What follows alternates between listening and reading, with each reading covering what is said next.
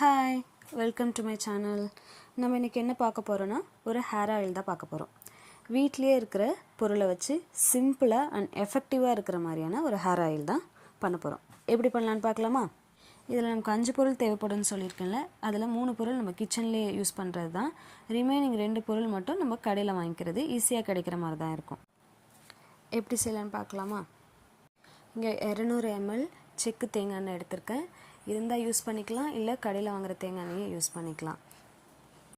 இங்கே பெரிய நெல்லிக்காய் எடுத்திருக்கேன், 4 எடுத்திருக்கேன். அந்த 4 அதில் இருக்கிற சீடை எடுத்துகிட்டு சின்ன சின்னதாக கட் பண்ணி இங்கே வச்சுருக்கேன். அது மாதிரி 10 கிராம் வெந்தயம் எடுத்திருக்கேன். மருதாணி நீங்கள் பவுடராக கிடைச்சா யூஸ் பண்ணிக்கலாம், அப்படி இல்லைன்னா இலையிலேருந்து பேஸ்ட் மாதிரி அரைச்சி அதை யூஸ் பண்ணிக்கலாம். நான் இங்கே இலை எடுத்து பேஸ்ட் மாதிரி எடுத்ததை ட்ரை பண்ணி வச்சுருக்கேன், அதுதான் யூஸ் பண்ணியிருக்கேன்.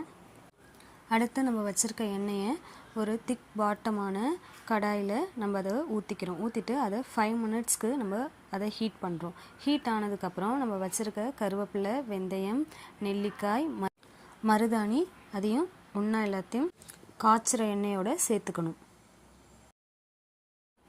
அடுத்து அந்த எண்ணெயை 15 to 20 மினிட்ஸ் நம்ம நல்லா லோ ஃப்ளேமில் வச்சு காய்ச்ச போகிறோம்.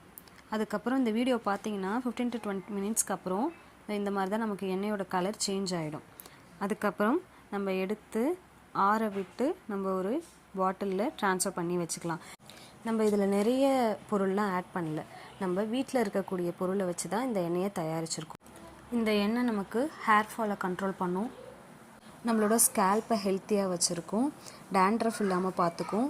அந்த மாதிரி ஒரு நேச்சுரலான உங்களுக்கு ஒரு ஷைனை இந்த ஆயில் தரும். இதில் நம்ம நெல்லிக்காய் சேர்த்துருக்கோம், கருவேப்பிலை சேர்த்துருக்கோம், வெந்தயம் சேர்த்துருக்கோம், அது மாதிரி மருதாணி சேர்த்துருக்கோம்.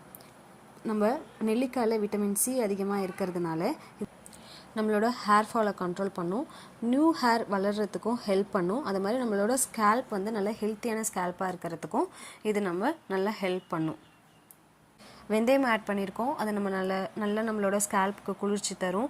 இந்த சம்மர் சீசனில் நிறைய பேருக்கு மண்டை ஹீட் ஆகிடும், அதெல்லாம் கண்ட்ரோல் பண்ணுறதுக்கு இந்த எண்ணெயை நம்ம வீட்லேயே காய்ச்சி நம்ம யூஸ் பண்ணும்போது நமக்கு பெட்டர் ரிசல்ட்ஸ் கிடைக்கும். க்ரே ஹேர் வராமல் இருக்கிறத ப்ரிவெண்ட் பண்ணும். ஆல்ரெடி க்ரே ஹேர் இருக்கிறவங்களுக்கு மேலும் வராமல் கண்ட்ரோல் பண்ணும்.